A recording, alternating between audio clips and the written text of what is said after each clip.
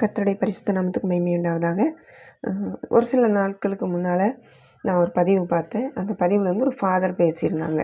அந்த ஃபாதர் என்ன சொல்கிறாங்க அப்படின்னா, சிலை வழிபாடை குறித்து அவங்க பேசியிருந்தாங்க. சிலை வழிபாடு வந்து பண்ணுறது வந்து நாங்கள் இல்லை, இது வந்து ஒரு அடையாளத்துக்காக நாங்கள் வச்சுருக்கோம் அப்படிங்கிற மாதிரி சொன்னாங்க.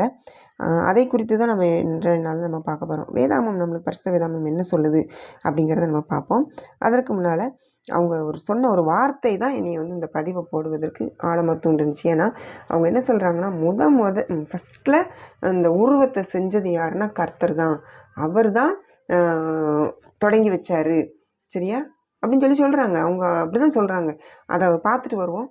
அதுக்கு பிறகு நம்ம பரிசுத்த வேதாமத்தின் அடிப்படையில் அடுத்ததை நம்ம பார்க்கலாம். முதல்ல அதை பார்த்துட்டு வருவோம்.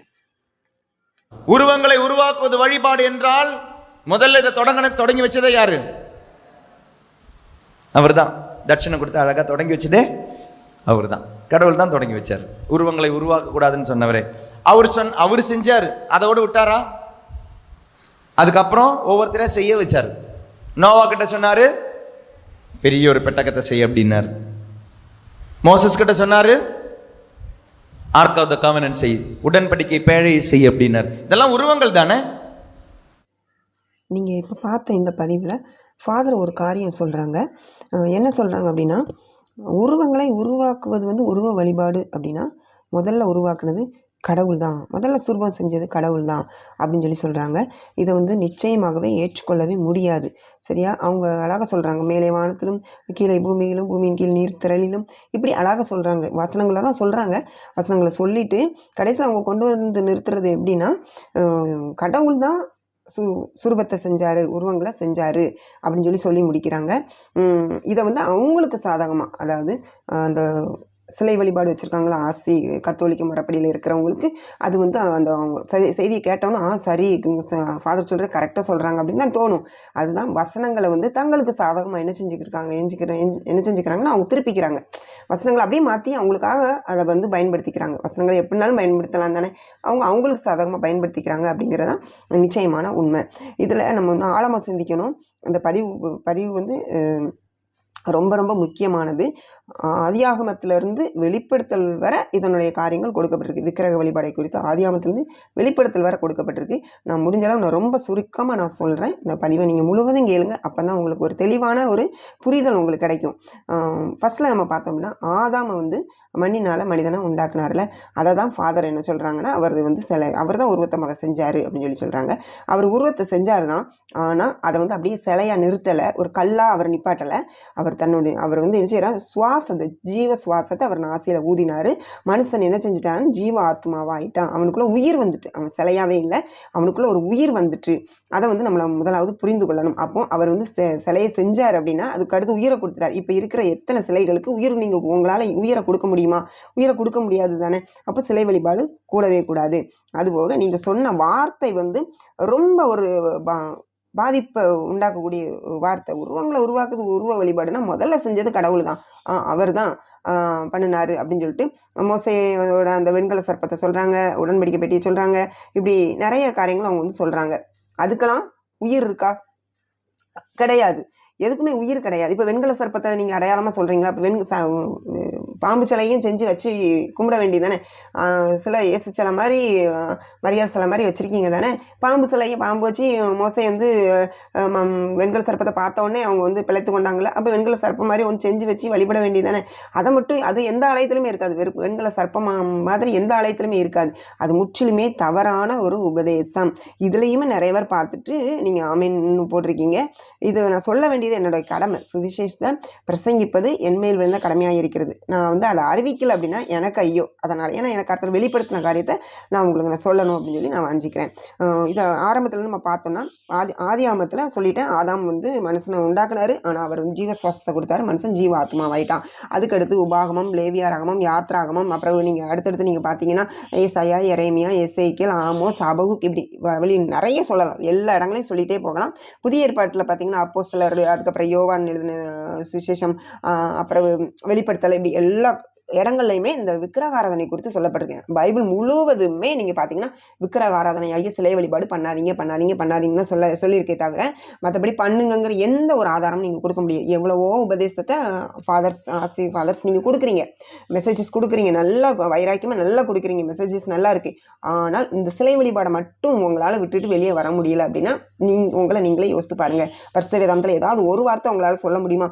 சுர்பத்தை வழிபடலாம்னு சொல்லியிருக்காரு, சிலை வழிபாடு பண்ணலாம்னு சொல்லியிருக்காருன்னு சொல்லி ஒரு இடத்துல நீங்கள் சொல்ல முடியுமான்னு சொல்லவே முடியாது. அடுத்து நீங்கள் பார்த்தீங்கன்னா ஒவ்வொரு இதாக பார்ப்போம். ஆதியாகமத்திலேருந்து ஒவ்வொன்றா பார்ப்போம்.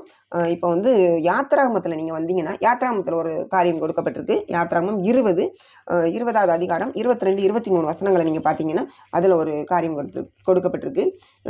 அதில் எப்படின்னா இது வந்து கற்பனைகளை கொடுத்துருக்காரு. சரியா? கற்பனைகள்: கொலை செய்யாத, விபச்சாரம் செய்யாத, களவு செய்யாத, பிறனுக்கு விரோதமாக போய் சாட்சி சொல்லாத அப்படின்னு சொல்லிடுறாரு. ஃபஸ்ட்டில் அவர் சொன்ன காரியம், எனக்கு ஒப்பான யாதொரு சுரூபத்தையும் யாதொரு விக்கிரகத்தையும் நீ உனக்கு உண்டாக்க வேண்டாம் அப்படின்னு சொல்லிட்டு 6வது வசனம், என்னிடத்தில் அன்பு கூர்ந்து என் கற்பனைகளை கைக்கொள்கிறவர்களும் 1000 தலைமுறை மட்டும் இரக்கம் செய்கிறவராக இருக்கிறேன். இந்த வசனம் வந்து கடைசியில் வரும். சரியா? வெளிப்படுத்தல வரும். இந்த வசனத்தை மட்டும் ஞாபகம் வச்சுக்கோங்க. என்னிடத்தில் அன்பு கூர்ந்து என் கற்பனைகளை கைக்கொள்கிறவர்களுக்கும் 1000 தலைமுறை மட்டும் இரக்கம் செய்கிறவராக இருக்கிறேன். யோவான்லையும் வெளிப்படுத்தலையும் வருது இந்த வசனம். இப்போ யாத்திராகமத்தில் நம்மளுக்கு கொடுக்கப்பட்ட வார்த்தை என்னன்னா 22வது வசனத்தை பாருங்களேன். யாத்திராகமம் 20:22, அப்பொழுது கர்த்தர் மோசேயை நோக்கி, நீ இஸ்ரவேல் புத்திரரோட சொல்ல வேண்டியது என்னவென்றால், யாருக்கிட்ட? இஸ்ரவேல் புத்திரர்கிட்ட தான். அந்நிய தெய்வத்தை வழிபடுறாங்க, அவங்ககிட்ட கிடையாது. இஸ்ரவேல் புத்திரரோட சொல்ல வேண்டியது என்னவென்றால், நான் வானத்திலிருந்து உங்களோட பேசினேன் என்று கண்டீர்கள். நீங்கள் எனக்கு ஒப்பாக வெள்ளினாலே தெய்வங்களையும் பொன்னினால் தெய்வங்களையும் உங்களுக்கு உண்டாக்கவே வேண்டாம் அப்படின்னு சொல்றாரு. வானத்திலிருந்து நான் உங்களோட பேசினேன், நீங்கள் எனக்கு ஒப்பாக நீங்கள் வெள்ளினால தெய்வங்களையும் பொண்ணுனால தெய்வங்களையும் உங்களுக்கு உண்டாக்கவே வேண்டாம்னு சொல்றாரு. ஸ்ட்ராங்காக சொல்றாரு, உண்டாக்கவே வேண்டாம் அப்படின்னு சொல்றாரு. இது வந்து யாத்திராகமம் 20வது அதிகாரத்தில் கொடுக்கப்பட்டிருக்கு. அடுத்து நீங்கள் வந்து பார்த்தீங்கன்னா உபாகமம் 27 வாங்க. இது வந்து ரொம்ப நான் கம்மியான வசனங்களாக தான் எடுத்திருக்கேன், ரொம்ப சுருக்கி நான் சொல்லிட்டு இருக்கேன். இன்னும் நிறைய வசனங்கள் இருக்குது, ஆனாலும் ரொம்ப சுருக்கி சொல்லியிருக்கேன். உபாகமம் 27 நீங்கள் பார்த்தீங்கன்னா அதில் ஒரு காரியம் கொடுக்கப்பட்டிருக்கு. உபாகமம் 27:15, கர்த்தருக்கு அருவருப்பான காரியமாகிய தொழிலாளிகளுடைய கைவேலையால் செய்யப்பட்டதும் வார்ப்பிக்கப்பட்டதுமான யாதொரு விக்கிரகத்தை உண்டு பண்ணி ஒளிப்படத்தில் வைக்கிறவன் சபிக்கப்பட்டவன் என்பார்களாக. அதற்கு ஜனங்கள் எல்லாரும் பிரதியுத்தரமாக ஆமேன் என்று சொல்ல கடவர்கள் அப்படின்னு சொல்லி கொடுக்கப்பட்டிருக்கு. பாருங்க, கர்த்தருக்கு அருவருப்பான காரியமாகிய, எந்த காரியம் அருவருப்பான? தொழிலாளிகளுடைய கைவேலையால் செய்யப்பட்டதும் வார்ப்பிக்கப்பட்டதுமான யாதொரு விக்கிரகத்தை உண்டு பண்ணி ஒளிப்படத்தில் வைக்கிறவன் சபிக்கப்பட்டவன் என்பார்களாக. அதற்கு ஜனங்கள் எல்லாரும் பிரதித்திரமாக ஆமேன் என்று சொல்ல கடவர்கள் அப்படின்னு சொல்லப்பட்டிருக்கு. யாதொரு விக்கிரகத்தை உண்டு பண்ணி, அதை வந்து நம்ம புரிந்து கொள்ளலாம். ஃபாதர் வந்து அதான் உண்மையிலே உலக அந்த ஞானத்தில் பேசுகிறாங்க. கெருபீனை செய்ய சொன்னார், உடன்படிக்கை பெட்டியை செய்ய சொன்னார், வெண்கல சர்ப்பத்தை செய்ய சொன்னார் அப்படின்னு சொல்கிறாங்க. உண்மையிலே யாதொரு விக்கிரகத்தை, உருவங்கிறது வந்து மனித சாயல்ல உருவாக்கப்பட்ட சுவாசம் இல்லாத எந்த ஒரு சிலையுமே அது வந்து விக்கிரகம் தான். அதை வந்து புரிந்து கொள்ளணும். அதுக்கடுத்து நீங்கள் பார்த்தீங்கன்னா அதுக்கடுத்த வசனங்களை நீங்கள் பார்த்தீங்கன்னா ஏசாயாவுக்கு வாங்க. ஏசாயா 46வது அதிகாரத்தில் நம்ம பார்த்தோம்னா அதில் ஒரு காரியம் கொடுக்கப்படும். ஏசாயா 46ல் 5வது வசனம், யாருக்கு என்னை சாயலும் சமமாக்கி யாருக்கு நான் ஒப்பாகும்படிக்கு என்னை ஒப்பிடுவீர்கள்? பையில் இருக்கிற பொன்னை கொட்டி வெள்ளியை தராசில் இருந்து தட்டானுடைய கூலி பொருத்திக் கொள்கிறார்கள். அவன் ஒரு தெய்வத்தை உண்டாக்குகிறான், அதை வணங்கி பணிந்து கொள்கிறார்கள். அதை தோளின் மேல் எடுத்து அதை சுமந்து அதை அதன் ஸ்தானத்தில் வைக்கிறார்கள். அங்கே அது நிற்கும், தன் இடத்தை விட்டு அசையாது. ஒருவன் அதை நோக்கி கூப்பிட்டால் அது மறு உத்தரவு கொடுக்கறதும் இல்லை, அவன் இக்கட்டை நீக்கி அவனை ரட்சிக்கிறதும் இல்லை. இது வந்து யாருக்கு சொல்றாரு அப்படின்னா, அந்நிய இதில் இருக்கிறாங்களே, விக்கிர வழிபாட்டில் இருக்காங்களா, அவங்களை குறித்தும் சொல்லிட்டு வராரு. அதை சொல்லிட்டு தான் அந்த அந்நிய தெய்வங்கள் அந்த இதை சொல்றாரு. ஃபர்ஸ்ட் தான் நீங்கள் பார்த்தீங்கன்னா, பேல் பனியும் நேபோ குனியும் அவைகளின் விக்கிரங்கள் காட்டு மிருகங்களுக்கும் நாட்டு மிருகங்களுக்கும் சுமையாகும், நீங்கள் சுமந்த சுமைகள் இழைத்து போன மிருகங்களுக்கு பாரமாக இருக்கும் அப்படின்னு சொல்லிட்டு அதுக்கடுத்து 3வது வசனத்தை பாருங்களேன். யாக்கோபின் சந்ததியாரை இஸ்ரவேல் சந்ததியின் மீதியாக சகல ஜனங்களை எனக்கு செவி கொடுங்கள்னு சொல்லிட்டு தான் அவங்க அப்படிலாம் பண்றாங்க. சரியா? அந்நிய தெய்வத்தை வழிபடுறவங்க அப்படியெல்லாம் சிலையை வச்சு அவங்க தோளில் தூக்கிட்டு போறாங்க. அது பேசாது, அது நடக்காது, நிற்காது. நீங்க தூக்கிட்டு போனாதான் அது எங்கேயும் வர முடியும் அப்படின்னு சொல்லி தெளிவா அந்த காரியங்களை அவர் சொல்றாரு. சொல்லிட்டு அவர் என்ன சொல்றாரு, முந்தி பூர்வ காலத்தில் நடந்தவர்களை நினையுங்கள், நானே தேவன், வேறொருவரும் இல்லை, நானே தேவன், எனக்கு சமானம் இல்லை அப்படின்னு சொல்லி சொல்றாரு. சரியா? இது வந்து ஏசாயால கொடுக்கப்பட்ட வசனம். அதுக்கு நீங்க அடுத்து பார்த்தீங்கன்னா எரேமியால பாருங்களேன். எரேமியா 2வது அதிகாரத்தில் ஒரு காரியம் கொடுக்கப்பட்டிருக்கு. எரேமியா 2:23, 26 இதில் கொஞ்சம் தெளிவாகவே இருக்கும். நான் தீட்டுப்படவில்லை, நான் பாகால்களை பின்பற்றவில்லை என்று நீ எப்படி சொல்கிறாய்? பள்ளத்தாக்கிலே நீ நடக்கிற மார்க்கத்தை பார், நீ செய்ததை உணர்ந்து கொள், தாறுமாறாய் ஓடுகிற வேகமான பெண் ஒட்டகம் நீ அப்படி சொல்கிறார். பெண் ஒட்டகம்னு சொல்கிறார். சரியா? நான் தீட்டுப்படவில்லை, நான் பாகால்களை பின்பற்றலைன்னு நீ எப்படி சொல்கிற? அதாவது நாங்கள் சிலை வழிபாடுலாம் பண்ணலை, விக்கிரகாரதனை நாங்கள் பண்ணலை. ஒரு ஃபாதர் அழகாக சொல்கிறாங்க, நாங்கள் விக்கிரகாரதனையெல்லாம் நாங்கள் நிச்சயமாக பண்ணலை. பொருளாசை தான் விக்கிரகாராதனை. ஆமாம், பொருளாசை தான் விக்கிரகாராதனை. பொருளாசை விக்கிரகாராதனை, இந்த சிலை வழிபாடும் விக்கிரகாராதனை தான். இதை வந்து இதில் யாருமே இல்லைன்னு நம்ம சொல்லவே முடியாது. பரிசுத்த வேதாந்தத்தில் அவங்களும் நீங்களும் கையில் வச்சுருக்கீங்க. நான் வந்து ஆர்சி உங்கள் ரோமன் கத்தோலிக்க பைபிளையும் எடுத்து நான் பார்த்துட்டேன். அதுலேயும் இதில் இருக்கிற மாதிரியே தான் அதுலேயும் இருக்குது. அதுலேயும் எந்த ஒரு வித்தியாசமும் இல்லை. இதில் உள்ள மாதிரியே தான் அதுலேயும் கொடுக்கப்பட்டிருக்கு. நான் தீட்டுப்படவில்லை, நான் பாகால்களை பின்பற்றவில்லைன்னு நீ எப்படி சொல்லுவேன்? நான் வந்து அந்நிய தெய்வத்தை நான் வழிபடலைன்னு நீ எப்படி சொல்லுவேன்? பள்ளத்தாக்கில் நீ நடக்கிற மார்க்கத்தை பாரு அப்படின்னு சொல்லி சொல்கிறேன். மார்க்கத்தை பாருன்னா நீங்கள் ஏசாயால பார்த்தீங்கன்னா அந்த வசனத்தை நீங்கள் கம்பேர் பண்ணிங்கன்னா தெரியும். அவங்க என்ன பண்ணுறாங்க? சிலையை தூக்கிட்டு போகிறாங்க, அது அது உட்காராது, அது வேலை ஒன்றுமே கையை கால அசைக்காது. ஆனால் அதை தூக்கிட்டு போய் சுமந்து அதை வைக்கிற இடத்துல நீங்கள் வச்சிங்கன்னா அது அந்த இடத்துல நிற்கும். அவ்வளோதான். அதனால் ஒன்றுமே பண்ண முடியாது அப்படின்னு சொல்லி சொல்கிறாரு. பார்த்தீங்களா? இது வந்து யார் செய்கிறா? தட்டான் தான் செய்கிறான். அவன் வந்து அவன் கையினால் என்ன செய்கிறான்? சுரூபத்தை உண்டாக்குறான் அப்படின்னு சொல்லி சொல்கிறாருல. அதைத்தான் பள்ளத்தாக்கில் நீ நடக்கிற மார்க்கத்தை பாரு, நீ அவங்க செய்கிற மாதிரியே நீ செஞ்சுக்கிட்டு இருக்கியே அப்படிங்கிறத இதில் சொல்கிறாரு. நீ செய்ததை உணர்ந்துக்கோ அப்படின்னு சொல்லி சொல்கிறார். தாறுமாறாய் ஓடுகிற வேகமான பெண் ஒட்டகம் நீ சொல்கிறாரு. 26வது வசனத்தை பாருங்க. திருடன் அகப்படுகிற போது எப்படி வெக்கப்படுகிறானோ அப்படி இஸ்ரவேல் வம்சத்தார் வெக்கப்படுவார்கள். கட்டையை பார்த்து நீ என் தகப்பன் என்றும், கல்லை பார்த்து நீ என்னை பெற்றாய் என்றும் சொல்லுகிற அவர்களும், அவர்கள் ராஜாக்களும், அவர்கள் பிரபுக்களும், அவர்கள் ஆசாரியர்களும், அவர்கள் தீர்க்கதரிசிகளும் வெட்கப்படுவார்கள் அப்படின்னு சொல்லி சொல்லப்பட்டிருக்கு. இதில் வந்து முக்கியமான வார்த்தை ஒன்று இருக்குது. கட்டையை பார்த்து நீ என் தகப்பன் என்றும், கல்லை பார்த்து நீ என்னை பெற்றா என்றும் சொல்லுகிற அவர்கள்னு கொடுக்கப்பட்டிருக்கேன். இப்போ ஒரு சிலையை வந்து சில கல்லில் செஞ்சு வச்சுக்கிட்டு மரியாள் அப்படின்னு சொல்லி நீங்கள் வச்சுக்கிறீங்க, அதான் சொல்லிக்கிறீங்க. கமெண்ட்ஸ் எல்லாம் நான் பார்த்தேன்னா அதில் நிறைய கொடுக்கப்பட்டிருக்கு. இயேசுவுக்கு தாய் வந்து எங்களுக்கும் தாய் அப்படின்னு சொல்லி சொல்கிறீங்க. இதில் அப்படி தான் சொல்லப்பட்டிருக்கு. நீ என்னை பெற்றாய், கல்லை பார்த்து நீ என்னை பெற்றாய் என்றும் சொல்லுகிற அவர்களும் அப்படின்னு சொல்லி சொல்கிறேன். இது எல்லாமே இஸ்ரவேல் ஜனங்களுக்காக கர்த்தர் சொன்ன வார்த்தைகள் தான். இதை வந்து நீங்கள் புரிந்து கொள்ளணும். இஸ்ரவேல் ஜனங்களுக்காகவே சொல்லப்பட்ட வார்த்தை. கட்டையை பார்த்து நீ வந்து தகப்பங்க, கல்லை பார்த்து நீ என்ன பெற்றேன்னு சொல்ற அப்படின்னு சொல்லி சொல்றாரு.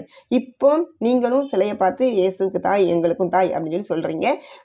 நீங்க இயேசு கிறிஸ்துவோட நீங்க காலத்துல நடந்தது நீங்க பார்த்தீங்கன்னா அந்த திராட்சரசத்தை சோத்திரம் தண்ணீரை திராட்சரசமாக மாத்திர அந்த சம்பவத்தில் அவர் என்ன சொல்கிறாருன்னா ஸ்திரீன்னு சொல்லிடுவார். இந்த ஒரு காரியம் இப்படிலாம் நீங்கள் பண்ணுவீங்க, சுரூபத்தை செஞ்சிடாதீங்க, மாதிரியா மாதிரி செஞ்சிருவாங்க அப்படின்னு அவர் நினச்சதுனால தான். ஏன்னா மக்கள் வந்து அவர் கண்டினியூவாக பண்ணிக்கிட்டே தான் இருக்காங்க. இஸ்ரவேல் ஜனங்களாக இருந்தாலுமே அந்த சிலை வழிபாட்டை பண்ணிக்கிட்டே தான் இருக்காங்க. சரியா? அதை தான் அவர் மனசில் வச்சுட்டு சொன்னாரோ தெரியல, ஸ்திரீயேன்னு சொல்லிட்டாரு. சரியா? ஒரு கட்டத்துக்கு அப்புறம் ஸ்திரீயேன்னு சொல்லிட்டாரு. ஸ்திரீ அதில் வந்து கிருபை பெற்றவர்களை வாழ்கன்னு தான் சொல்லியிருக்கே தவிர பரிசுத்தமான மரியாதைன்னு கொடுக்கப்படல. கிருபை யாருக்கு கிடைக்கும்? தகுதியே இல்லாத ஒருவருக்கு கொடுக்கப்படுகிற ஈவு தான் கிருபை. கிருபை பெற்றவர்களை வாழ்கன்னு தான் சொல்றாரு. அப்படிப்பட்ட கிருபை பெற்றவங்களை இப்போ நம்மளுக்குமே அந்த கிருபை கொடுக்கப்பட்டிருக்கு. எப்படி கொடுக்கப்பட்டிருக்கு? அதை விட விலையேற பெற்ற கிருபைன்னு சொல்லலாம். அவர் நம்மளுக்காக ஜீவனை கொடுத்துட்டாரு, நம்மளுக்காக ரத்தத்தை சிந்தி மரித்து உயிர் தெழுந்துட்டாரு, நம்மளுக்காக ஒரு நித்திய ஜீவனை வச்சிருக்காரு. அது விலையேற பெற்ற கிருபை. அப்போ கிருபை பெற்றவளை வாழ்கன்னு தான் சொல்றாரு. அதை புரிந்து கொள்ளணும். அதே மாதிரி சிலுவையின் மரண பரியந்தம் மரியாதை ஸ்திரீன்னு தான் சொன்னாரு. அதுக்கப்புறம் தாயின்னு அவர் சொல்லலை. அது தெரியும் அவருக்கு. உலகத்துக்கு வருவதற்கு அவருக்கு ஒரு உடல் தேவைப்படுச்சு, அதாவது ஒரு கர்ப்பப்பை தேவைப்படுச்சு. அதனால என்ன செஞ்சாங்கன்னா பூமிக்கு வருவதற்கு மரியாதை தெரிந்து கொண்டாங்க. கிருபை பெற்றவர்களா அவங்கள வந்து தெரிந்து கொண்டாங்க. அதை வந்து நம்ம புரிந்து கொள்ளணும். அதுக்கடுத்து ஃபுல்லாக நீங்கள் பார்த்தீங்கன்னா ஸ்திரீன்னு தான் சொல்லியிருக்காங்க. அது ஒரு காரியம். அதுக்கடுத்து நீங்கள் பார்த்தீங்க அப்படின்னா இதில் வந்து எரேமியா 10வது அதிகாரத்துக்கு வாங்க. அதுக்கடுத்து இப்போ வந்து எரேமியா 2ல் பார்த்தோமா, எரேமியா 10வது அதிகாரத்துக்கு வந்தீங்கன்னா அதில் ஒரு காரியம் கொடுக்கப்பட்டிருக்கு. இஸ்ரவேல் வீட்டாரை இஸ்ரவேல் வீட்டாரை கர்த்தர் உங்களுக்கு சொல்லுகிற வசனத்தை கேளுங்கள். புறஜாதிகளுடைய மார்க்கத்தை கற்றுக்கொள்ளாதீர்கள். வானத்தின் அடையாளங்களே புறஜாதிகள் கலங்குறார்கள் என்று சொல்லி நீங்கள் அவைகளாலே கலங்காதீர்கள். ஜனங்களின் வழிபாடுகள் வீணாயிருக்கிறது. அதே மாதிரி தான் சொல்கிறார். காட்டில் ஒரு மரத்தை வெட்டுறான், அதை தச்சன் கையாடுற வாட்சியால் பணிப்படும். அப்புறம் வெள்ளினாலும் பொன்னினாலும் அதை அலங்கரிக்கிறான், அதை அசையாது. ஆணிகளாலும் சுத்திகளாலும் உறுதியாக்குறாங்க.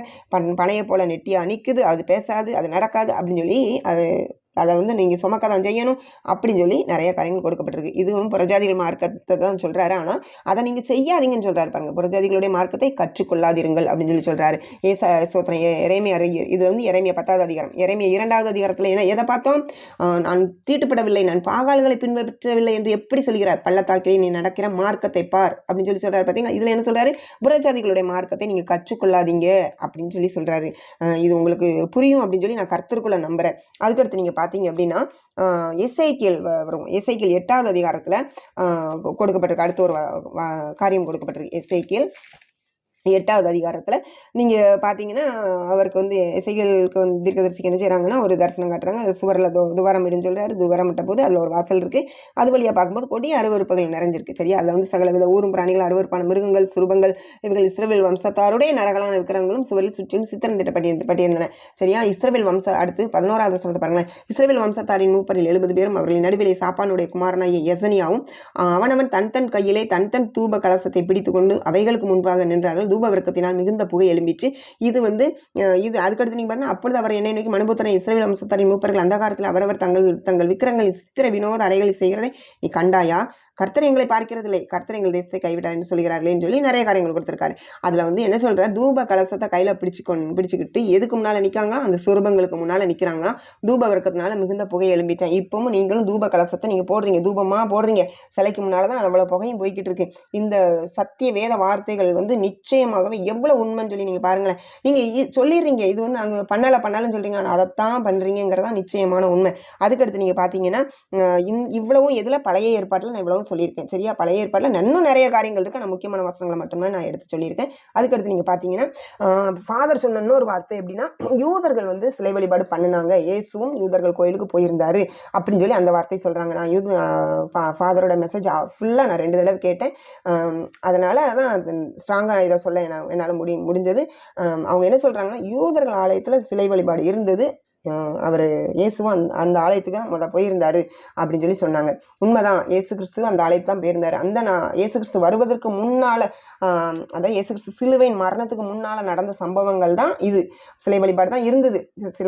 யூதர்கள் ஆலயத்தில் சிலைகள் இருக்க தான் செஞ்சுது. இயேசுவும் அந்த ஆலயத்து தான் போயிருந்தார். ஆனால் அதற்கு பிறகு என்ன நடந்தது, இயேசு கிறிஸ்து உயிர் தெழுந்ததுக்கு பிறகு அப்போஸ்தலர்கள், நீங்கள் சொல்றீங்களா ரோமன் கத்தோலிக்க சபைன்னு சொல்றீங்களா, அப்பேற்பட்ட பவுல் அப்போஸ்தலர் வந்து ஒரு ரோமன் தான். அவரை தான் வச்சு நீங்கள் வந்து ரோமன் கத்தோலிக்க சபை நீங்கள் வச்சிருக்கீங்க. அப்பேற்பட்ட பவுல் ஒரு காரியத்தை அழகாக சொல்கிறாரு. அப்போஸ்தலர் 17வது அதிகாரத்துக்கு வந்தீங்கன்னா அதில் தெளிவாக கொடுக்கப்பட்டிருக்கு. அப்போஸ்தலர் 16வது வசனத்துலேருந்து நீங்கள் பார்த்தீங்கன்னா அதில் ஒரு காரியம் இருக்குது. அத்தனை பட்டணத்துக்கு பவுல் வராரு. அந்த பட்டணத்தில் வந்து தீமோத்தேயுக்கும் சீலாவுக்காக வெயிட் பண்ணுறாரு. அப்போ அந்த பட்டணத்தை பார்க்காரு, விக்கிரகங்களால் நிறைஞ்சிருக்கு. தன் ஆவியில் மிகுந்த வைராக்கியம் அடைந்து ஜெப ஆலயத்தில் யூதரோடும் பக்தியுள்ளவர்களோடும் சந்தை வெளியில் எதிர்பட்டவர்களோடும் தினந்தோறும் சம்பாஷணை பண்ணினான் அப்படின்னு சொல்லி சொல்லப்படுது. ஜெப ஆலயத்தில் தான் விக்கிரகங்கள் நிறைஞ்சிருக்கு. உண்மைதான், நீங்கள் சொல்ல கரெக்ட் தான். யூதர்கள் ஆலயத்தில் விக்கிரகங்கள் இருந்திருக்கு. அதை தான் பவுல் அப்போஸ்தலர் பார்த்துட்டு என்ன சொல்கிறாருன்னா, இயேசுவையும் அவருடைய உயிர்த்தெழுதலையும் அவங்களுக்கு பிரசங்கிக்கிறாரு. அதனால தான் இவங்க என்ன சொல்கிறாங்க, இந்த வாயாடி என்ன செய்ய போகிறான், என்ன சொல்ல போகிறான், இவன் வேற ஏதோ தேவதையை சொன்ன மாதிரிலாம் இருக்குது அப்படின்னு சொல்லி என்ன செய்கிறாங்கன்னா, பவுல் அப்போஸ்தலர் பார்த்துட்டு அவங்க சொல்கிறாங்க, நீங்கள் சொல்கிற உபதேசம் புதுசாக இருக்கே, அதை வந்து எங்களுக்கு சொல்லுங்கள், நாங்கள் கேட்க மனதாக இருக்கோம் அப்படின்னு சொல்லி சொல்கிறாங்க. சரியா, அதுக்கப்புறம் தான் பவுல் அப்போஸ்தலர் சொல்கிறாங்க எப்படின்னா, சோத்திரம் 22வது வசனத்தை நீங்கள் பார்த்தீங்கன்னா, அப்பொழுது பவுல் மார்ஸ் மேடையின் நடுவிலே நின்று, அத்தேனரே, எந்த விஷயத்திலும் நீங்கள் மிகுந்த தேவ பக்தியுள்ளவர்கள் என்று காண்கிறேன் அப்படின்னு சொல்லி சொல்கிறாரு.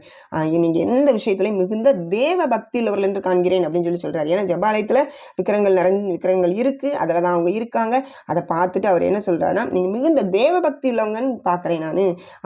இப்போவுமே கத்தோலிக்க திருச்சபையில் உள்ளவங்க உண்மையில ரொம்ப ரொம்ப தேவ பக்தி உள்ளவங்க, உண்மையிலே கர்த்தருக்கு உண்மையில பக்தி வைராக்கியம் அவங்களுக்கு ரொம்ப உண்டு. அதை தான் இதை சொல்கிறார், நீங்கள் மிகுந்த தேவ பக்தியில் என்று காண்கிறேன். நான் எப்படி என்றால், நான் சுற்றி திரிந்து உங்கள் ஆராதனைக்குரியவைகளை கவனித்து பார்த்த பொழுது அறியப்படாத தேவனுக்கு என்று எழுதியிருக்கிற ஒரு பலிபீடத்தை கண்டேன். நீங்கள் அறியாமல் ஆராதிக்கிற அவரையே நான் உங்களுக்கு அறிவிக்கிறேன் அப்படின்னு சொல்லி சொல்கிறார். நான் உங்கள் ஆராதனைக்குரியவைகளெல்லாம் கவனித்து பார்த்தேன், அதில் அறியப்படாத தேவனுக்கு என்று எழுதியிருக்கிற ஒரு பலிபீடத்தை நான் பார்த்தேன். ஆனால் நீங்கள் அறியாமல் ஆராதிச்சிட்டு இருக்கிற அவரை தான் நான் உங்களுக்கு அறிவிக்கிறேன் அப்படின்னு சொல்லி சொல்கிறார். சரியா, நீங்கள் ஒருத்தர் ஆராதிச்சிட்டு இருக்கீங்கல்ல, யூதர்களை பார்த்து தான் சொல்கிறாரு. நீங்கள் அத்தனையர் பட்டணத்தில் இருந்து அந்த யூதர்களை பார்த்து சொல்கிறாரு, நீங்கள் இங்கே வந்து அறியாமல் ஆராதிச்சுட்டு இருக்கீங்க ஒருத்தரை, அவரை தான் நான் உங்களுக்கு சொல்கிறேன், நீங்கள் ஆராதிச்சுட்டு இருக்க அவரை தான் நான் உங்களுக்கு சொல்கிறேன்னு சொல்லிட்டு சொல்கிறாரு. உலகத்தையும் அதில் உள்ள யாவற்றையும் உண்டாக்கின தேவனானவர் வானத்துக்கும் பூமிக்கும் ஆண்டவராக இருக்கிறபடியால் கைகளினால் கட்டப்பட்ட கோவில்களில் அவர் வாசம் பண்ணுகிறதில்லை அப்படின்னு சொல்லி சொல்கிறாரு. இதை வந்து நம்ம வந்து எதில் பார்த்தோம், யாத்ராகமத்தில் பார்த்தோம். யாத்ராகமம் 20வது அதிகாரத்தில் நீங்கள் பார்த்தீங்களா, அதில் எப்படி கொடுக்கப்பட்டிருக்கு, அப்பொழுது கர்த்தர், யாத்ராகமம் 20:22, அப்பொழுது கர்த்தர் மோசேயை நோக்கி, நீ இஸ்ரவேல் புத்திரரோட சொல்ல வேண்டியது என்னவென்றால், நான் வானத்திலிருந்து உங்களோட பேசினேன் என்று கண்டீர்கள், நீங்கள் எனக்கு ஒப்பாக வெள்ளினாலே தெய்வங்களையும் பொன்னினாலே தெய்வங்களையும் உங்களுக்கு உண்டாக்கவே வேண்டாம் அப்படின்னு சொல்லி சொன்னார்ல. அப்போ சொன்னார்ல, அதைத்தான் இப்போ வந்து பவுல் அப்போஸ்தலர் சொல்கிறாங்க.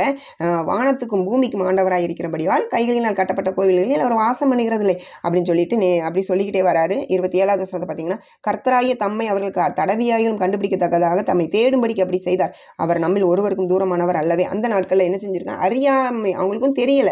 அதை தான் அடுத்த வருஷத்துலாம் நீங்கள் பார்த்தீங்கன்னா அறியாமையில் உள்ள காலங்களே தேவன் காணாதவர் போல இருந்தார். அப்போ வந்து நிறைய இடங்கள்ல வந்து எச்சரிப்பின் சத்தம் கொடுத்துக்கிட்டே இருந்திருக்கிறாரு. இதை விட்டு வெளியே வாங்க, வெளியே வாங்க, வெளியே வாங்க, சிலை வழிபாடு பண்ணாதீங்க, விக்கிரகாராதனை பண்ணாதீங்க அப்படின்னு சொல்லி புறஜாதிகள் செய்கிற மாதிரியே நீங்கள் செய்யாதீங்க, அவங்களுடைய மார்க்கத்தை கற்றுக்கொள்ளாதீங்க இப்படின்னு சொல்லிக்கிட்டே வந்தார். ஆனாலும் யூதர்கள் வந்து சிலை வழிபாட்டிலேருந்து வெளியே வரலை. அதனால தான் இவர் பவுலப்போஸ்தலர் அதுக்கப்புறம் வந்து சொல்கிறாரு, அவர் நம்மள ஒருத்தருக்குமே தூரமானவர் கிடையாது, அவர் நம்மளுக்குள்ளே வாசம் பண்ணுறாரு, நம்மளுக்குள்ள உலாவி நம்மளோட தேவனாக இருக்கார், நம்மளுக்குள்ளே வாசம் பண்ணுறாரு அப்படின்னு சொல்லி, அவர் ஆவியாக இருக்கிறார், அவர் ஆவியோட உண்மையோடு தொழுது கொள்ளுங்க அப்படின்னு சொல்லி நிறைய காரியங்களை வந்து சொல்கிறாரு. அதுக்கு அடுத்து தான் சொல்ல, அறியாமையில் உள்ள காலங்களில் தேவன் வந்து காணாதவர் மாதிரி இருந்துட்டார். இப்பொழுதோனா இவன் இயேசு கிறிஸ்து வந்துட்டார், வந்து அவர் மரித்து உயிர் தெழுந்துட்டார். சரியா, இது நம்மளுக்காக, நம்மளுடைய பாவங்களுக்காக, அக்கிரமங்களுக்காக, மீறுதலுக்காக ரத்தம் சிந்தி மரித்து கல்வாரியில் மரித்து அவர் என்ன பண்ணிட்டாரு, உயிர் தெழுந்துட்டாரு. அதை தான் நீங்கள் இதில் பார்த்தீங்கன்னா 18வது வசனத்தை பாருங்கள், அவன் இயேசுவையும் உயிர்த்தெழுதலையும் அவர்களுக்கு பிரசங்கித்தபடியினாலே அப்படி சொன்னார்கள். அதை தான் சொல்கிறாரு, இப்பொழுதோ மனம் திரும்ப வேண்டும் என்று. இயேசு கிறிஸ்து உயிர்த்தெழுந்துட்டாரு, அவருக்கு எப்பேற்பட்ட நீங்கள் ஆலயத்தை நீங்கள் கட்டுவீங்க அப்படின்னு சொல்லிட்டு நீங்கள் வந்து இப்போ மனம் திரும்புங்க அப்படின்னு சொல்லி எங்கும் உள்ள மனுஷர் எல்லாருக்கும் கட்டளை இடுகிறார் அப்படின்னு சொல்லி இந்த வார்த்தையை அவர் சொல்கிறாரு. இது வந்து ரொம்ப தெளிவாக கொடுக்கப்பட்டிருக்கு இந்த அதிகாரத்தில். அப்போஸ்தலர் 17 இது வந்து ரோமன் கத்தோலிக்க வேதாகமத்திலையுமே இருக்குது. இந்த பதிவு, இந்த காரியம் வந்து அதுலேயுமே கொடுக்கப்பட்டிருக்கு. அப்போஸ்தலராகிய பரிசுத்த பவுல் வந்து ஒரு ரோமன் தான். சரி, அதான் ரோமன் கத்தோலிக், அவர் வந்து ரோமன் தான். அவர் தான் என்ன சொல்கிறாருன்னு இந்த காரியத்தை சொல்கிறார். அப்போது நீங்கள் வந்து எல்லாத்தையும் ஏற்றுக்கிறீங்க, ஆனால் இந்த விக்கிரக ஆராதனை மட்டும், இது வந்து விக்கிரக ஆராதனை, சிலை வழிபாடு, இதை விட்டு வெளியே வாங்கன்னு சொன்னால் அதை மட்டும் நீங்கள் ஏற்றுக்க மாட்டேங்க. அதுதான் என்னன்னு தெரியல. ஒருவேளை ஒரு மேலிடத்துல இருந்து ஒரு ப்ரெஷரா அல்லது போப்பு அவங்களுடைய ப்ரெஷரா என்னன்னு தெரியல. ஏன்னா போப்பு கூட சிலுவையை முத்தம் கொடுக்குறாங்க. அதுக்கப்புறம் பார்த்தீங்கன்னா இயேசு கிறிஸ்து மாதிரி ஒரு சிலையை செஞ்சு நீங்கள் தூக்கிட்டு போகிறீங்க. இது எல்லாமே நிச்சயமாகவே கர்த்தர் அருவருக்கக்கூடிய காரியம். அந்த அருவருக்கக்கூடிய காரியம் அப்படிங்கிறது தான் நம்ம உபாகமம்ல பார்த்துட்டோம். உபாகம் 27:15 நம்ம பார்த்துட்டோம். அவர் வந்து அருவருக்கிறாரு, இந்த இப்படிப்பட்ட காரியங்களை அவர் வந்து அருவருக்கிறாரு. உபாகம் 27:15 கர்த்தருக்கு அருவருப்பான காரியமாகிய தொழிலாளிகளுடைய கைவேலையால் செய்யப்பட்டதும் வார்ப்பிக்கப்பட்டதுமான யாதொரு விக்கிரகத்தை உண்டு பண்ணி ஒளிப்பிடத்தில் வைக்கிறவன் சபிக்கப்பட்டவன் என்பார்களாக ஜனங்கள். அதற்கு ஜனங்கள் எல்லாரும் பிரதித்திரமாக ஆமேன் என்று சொல்ல கடவர்கள் அப்படின்னு சொல்லி கொடுக்கப்பட்டிருக்கல அந்த வார்த்தை தான் அது. இதுக்கு அடுத்து நீங்கள் பார்த்தீங்கன்னா யோவானுக்கு வரலாம். 1 யோவான் 5 சோத்திரம் 1 யோவான் 5வது அதிகாரத்தில் ஒரு காரியம் கொடுக்கப்பட்டிருக்கு. 2வது வசனம் 3வது வசனத்தில், நாம் தேவனிடத்தில் அன்பு கூர்ந்து அவருடைய கற்பனைகளை கை கொள்ளும்போது தேவனுடைய பிள்ளைகளிடத்தில் அன்பு கூறுகிறோம் என்று அறிந்து கொள்கிறோம். நாம் தேவனுடைய கற்பனைகளை கை கொள்வதே அவரிடத்தில் அன்பு கூறுவதாம், அவருடைய கற்பனைகள் பாரமானவைகளும் அல்ல அப்படின்னு சொல்லி கொடுக்கப்பட்டிருக்கு. எந்த கற்பனை? யாத்திராகமத்துக்கு வரணும். யாத்திராகமத்தில் என்ன கொடுத்திருந்தாரு? என்னை என்று உனக்கு வேறு தேவர்கள் உண்டாயிருக்க வேண்டாம், மேலே வானத்திலும் கீழே பூமியிலும் பூமியின் கீழ் தண்ணீரிலும் உண்டாயிருக்கிறவைகளுக்கு ஒப்பான ஒரு சொருபத்தையாயிலும் யாதொரு விக்கிரகத்தையாயிலும் நீ உனக்கு உண்டாக்க வேண்டாம்னு சொல்லிட்டு அடுத்து 22வது வசனத்தில் நான் வந்து வானத்துக்கும் பூமிக்கும் அதாவது வானத்துலேருந்து நான் உங்கள்கிட்ட பேசினேன், நீங்கள் எனக்கு ஒப்பாக வெளிநாள் தெய்வங்களையும் பொன்னினால தெய்வங்களையும் உங்களுக்கு உண்டாக்கவே வேண்டாம்னு சொன்னார்ல. அதுக்கப்புறம் கொலை செய்யாத, விபச்சாரம் செய்யாத, அது எல்லாமே கற்பனைகள். சரியா, அவர் நம்மளுக்கு கொடுத்த கற்பனைகள். அப்போ அதான் சொல்கிறேன், நம்ம தேவனிடத்தில் அன்பு கூர்ந்து, அப்போ நம்ம தேவனிடத்தில் அன்பு கூர்ந்தோம் அப்படின்னா இப்படிப்பட்ட அந்த விக்கிரகாராதனைகள், அப்புறம் பொய், களவு, திருட்டு, இது எல்லாமே நம்ம வந்து அதை விட்டு விலகிடுவோம். சரியா, அதான் நான் சொல்கிறேன், முதல்ல நீ தேவனிடத்தில் அன்பு கூறு. சரியா, முதல்ல தேவனிடத்தில் அன்பு கூறு, அப்புறம் பிறனிடத்தில் அன்பு கூறு. இந்த அன்பு அதிலேயே எல்லாமே அடங்கியிருக்கு அப்படின்னு சொல்லி சொல்கிறாருல. உண்மையிலே தேவனிடத்தில் அன்பு கூறணும் அப்படின்னா இந்த கற்பனைகளுக்கு கீழ்ப்படிவோம். கற்பனைகள் எது? இனி எந்த ஒரு விக்கிரத்தையும் உனக்கு உண்டாக்காத, நான் வானத்திலிருந்து நான் உங்கள்கிட்ட பேசுகிறேன், எனக்கு ஒப்பாக வெளிநாள் தெய்வங்களை பொன்னினால தெய்வங்களை உங்களுக்கு உண்டாக்கவே வேண்டாம்னு சொன்னார். அது கற்பனை. அப்போ அவர்கிட்ட அன்பு கூறுகிறவங்க என்ன செய்வாங்கன்னா அந்த வசனங்களுக்கு கீழ்ப்படிவாங்க. அதுக்கடுத்து உன்னை நேசிப்பது போல நீ பிறனை நேசி. அதுதான் ஒரே வார்த்தையில தொகை முழுவதுமே அடங்கியிருக்கு. அன்புங்கிறதுல எல்லாமே முழுமையாக அடங்கியிருக்கு அப்படின்னு சொல்லி சொல்றாருல. அதுதான் அது. அதுக்கடுத்து நீங்க பார்த்தீங்கன்னா சோத்திரம் வெளிப்படுத்தலுக்கு வாங்க. வெளிப்படுத்தல் 22வது அதிகாரம் கடைசியில் நீங்க பார்த்தீங்கன்னா ஒரு காரியத்தோட முடிச்சிருக்கிறாரு. அதை நம்ம பார்த்துருவோம். வெளிப்படுத்தல் 22:14-15 நீங்க பார்த்தீங்கன்னா ஜீவ விருட்சத்தின் மேல் அதிகாரம் உள்ளவர்களாவதற்கும் வாசல்கள் வழியாய் நகரத்தில் பிரவேசிப்பதற்கும் அவருடைய கற்பனைகளின்படி செய்கிறவர்கள் பாக்கியவான்கள். கற்பனை என்னன்னு நம்ம பார்த்துட்டோம். சரியா, கற்பனைகளின்படி செய்கிறவர்கள் பாக்கியவான்கள். நாய்களும் சூனியக்காரரும் விபச்சாரக்காரரும் கொலை பாதகரும் விக்கிரகாராதனைக்காரரும் பொய்யை விரும்பி அதன்படி செய்கிற யாவரும் புறம்பே இருப்பார்கள் அப்படின்னு சொல்லப்பட்டிருக்கு. இதில் வந்து எழுதுவது விக்கிரகாராதனைக்காரர். விக்கிரகாராதனை அப்படிங்கிறது வந்து சிலை வழிபாடு தான் விக்கிரகாராதனை அதுவும் சிலை வழிபாடு விக்கிரகாராதனை. அடுத்து பொருளாசை என்னும் விக்கிரகாராதனை அப்படின்னு சொல்லி பரிசுத்த வேதாகமம் கொடுக்கப்பட்டிருக்கு. ஃபாதர் வந்து அந்த ஃபாதர் வந்து ரொம்ப அழகாக சொல்கிறாங்க. எப்படி சொல்கிறாங்கன்னா, நீ உலகத்தை விட, அதாவது உன்னை படைத்த அவரை முதலிடத்தில் வைக்காம அவர் படைத்தவற்றை முதலிடத்தில் வைத்தால் உருவ வழிபாடு அப்படின்னு சொல்லி சொல்றாங்க. உன்னை படைத்த அவரை முதலிடத்தில் வைக்காமல் அவர் படைத்தவற்றை முதலிடத்தில் வைத்தால் உருவ வழிபாடு. நிச்சயமாகவே படைத்தவற்றை முதல்ல நீங்க வச்சுக்கிட்டு தான் இருக்கீங்க. ஒளிப்படத்தில் தூக்கி அந்த சிலையை வச்சுக்கிறீங்க, அதை தூக்கிக்கிட்டு போறீங்க, சிலைக்கு தான் நீங்க மரியாதை கொடுக்குறீங்க, இது கொடுக்குறீங்க. அவர் வானத்தில் இருக்காரு, வானத்துக்கு பூமிக்கு ஆண்டவராக இருக்கிறாரு. அந்த கைகளால் கட்டப்பட்ட ஆலயத்தில் அவர் இல்லை. சபை கூடுகை விட்டு விடாதீங்கன்னு சொல்லியிருக்காரு. அதே மாதிரி ஆர்சி, சிஎஸ்ஐ, சிபிஎம், பெந்தைகோஸ்தை, ஏஜி, இது எதுவுமே இது வந்து பிரிவினை சபை கிடையாது. நீங்க வந்து முதலாவது புரிந்து கொள்ளலாம். பிரிவினை அப்படிங்கிறது இந்த விக்கிரகாராதனையை விட்டு வெளியே வரணும். சரியா? விக்கிரகாராதனைக்குள்ள இருக்கிறவங்க தான் நீங்க பிரிவினை சபை. நீங்க சொல்றீங்களா பிரிவினை சபை, பிரிவினை சபை, பிரிவினை சபைன்னு எதுவுமே கிடையாதுங்க. எல்லாருமே அவருடைய பரிசுத்த ரத்தத்தினால் மீட்கப்பட்ட அவருடைய பிள்ளைகள். அவரை ஏற்றுக்கொண்ட அத்தனை பேரும் அவருடைய பிள்ளைகளாகும்படி அதற்கு அதிகாரம் கொடுத்திருக்கிறாரு. சரியா? அவரை ஏற்றுக்கொண்டவங்க அத்தனை பேருமே அவருடைய பிள்ளைங்க தான். சரியா? அதே மாதிரி இந்த விக்கிரக ஆராதனை, சிலை வழிபாடு அப்படின்னு வரும்போது அதுதான் தனியாக பிரியுது. அதை புரிந்து கொள்ளணும். ஏன்னா பவுலப்போஸ்தலர் வந்து அழகாக சொல்லிட்டாரு, இதை விட்டு நீங்கள் வெளியே வாங்கன்னு சொல்லிட்டாரு. சரியா? அப்போஸ்தலர் 17 அதிகாரத்தில் தெளிவாகவே பார்த்தோம். அப்போ அதை வழிபட்டு அது ஃபாலோ பண்ணி போகிறாங்களாம். சிலை வழிபாடுக்கு பின்னால் போகிறாங்களா, அவங்க தான் பிரிந்திருக்காங்க. கிறிஸ்துவின் ரத்தத்துக்குள்ள மீட்கப்பட்டு வரல. அது அவங்க வந்து ஆராதிப்பாங்க, ஏற்றுக்கொண்டாங்க உண்மை. அதான் சொல்றாரு, அத்தனை பட்டணத்துல நீங்க எல்லாருமே மிகுந்த பக்தி வைராக்கியம் உள்ளவங்க அப்படின்னு சொல்லி சொல்றாருல்ல. ஏற்றுக்கொண்டாங்க தான், ஆனால் சிலை வழிபாடு வேண்டாம், அதை விட்டு வெளியே வாங்க அப்படின்னு சொல்லி சொல்றாரு. இது வந்து நீங்க உங்களுக்கு புரிஞ்சிருக்கும் அப்படின்னு சொல்லி நான் கர்த்தருக்குள்ள நம்புறேன். இந்த வார்த்தைகள் வந்து கிட்டத்தட்ட எனக்கு ஒரு மாசமாவே எனக்கு இதை போடணும் அப்படிங்கிற ரொம்ப வைராக்கியம், ஆவில வைராக்கியம். ஏன்னா இது மொத்தத்தில் சொல்ல போனோம் அப்படின்னா பாதி நீங்கள் யோசித்து பாருங்களேன், பாதிக்கு பாதி விக்கிரக வழிபாட்டில் இருக்குது. ஆண்டவர் அறியாத கூட்டம் பாதி விக்கிரக வழிபாடு, அறிந்ததுலேயே நிறைய பேர் விக்கிரகத்தை வழிபாட்டில் தான் இருக்கீங்க. அதுக்கு பிறகு உலகம் ஃபுல்லாக அந்த நிறைய காரியங்கள் நடக்குது. கிறிஸ்தவம் அப்படிங்கிறதுலே நிறைய பாடல்கள் எல்லாமே சினிமா பாடல்கள் மாதிரி, அப்புறம் உலகத்துக்கும் நம்மளுக்கும் வித்தியாசமே இல்லாமல் உலகத்தில் செய்கிற மாதிரியே நம்மளும் தவறுகள் தப்புகள் எல்லாமே பண்ணிக்கிட்டு இந்த மாதிரி தான் நம்ம பண்ணிக்கிட்டு இருக்கோம். அதனால் இதில் 1% மட்டும்தான் நிச்சயமாகவே அவருடைய உண்மையிலே அவருக்காக வைராக்கியமாக வாழுகிற பிள்ளைகளாக இருக்கிறாங்க அப்படின்னு சொல்லி, அது வந்து உண்மைதான், நிதர்சனமான உண்மை. ஆனால் அது மிகுந்த வேதனைக்குரியது. அவர் ரத்தத்தை சிந்தி நம்மளை எல்லாருமே மீட்டும்படி அவர் வந்தார். ஆனால் அந்த அன்பை உணராமல் இன்னும் நம்ம வந்து விக்கிரகங்களுக்குள்ளேயும் சிலை வழிபாட்டுக்குள்ளேயும் இருக்கிறது எவ்வளோ ஒரு பெரிய முட்டாள்தனம் அப்படிங்கிறத நான் இந்த இடத்துல நான் சொல்ல வரேன். மற்றபடி எல்லாருமே அந்த சபைக்கு போகிறவங்க தான் பரிசுத்தவான்கள், இந்த சபைக்கு போகிறவங்க தான் கிடையாது. எல்லாருமே அவருடைய பிள்ளைங்க தான். ஆனால் அந்த சிலை வழிபாடை விட்டு அவர் வந்து என்ன செய்யலாம், வெளியே வர சொல்கிறாரு. அதை வந்து நம்ம புரிந்து கொள்ளணும். இந்த வார்த்தைகள் ஒவ்வொன்றும் உங்களுக்கு புரிந்திருக்கும் அப்படின்னு சொல்லி கர்த்தருக்குள்ளே நம்புகிறேன். இது உங்களுடைய ஆவிக்குரிய வாழ்க்கையும் பிரயோஜனமாக இருக்கும்னு சொல்லி நான் நிச்சயமாக நான் நம்புகிறேன். கர்த்தர் தாமே நம்ம ஒருவரையும் அவருடைய பரிசுத்த வருகைக்கு முற்றிலுமாக ஆயத்தப்படுத்துவாராக. ஆமென்.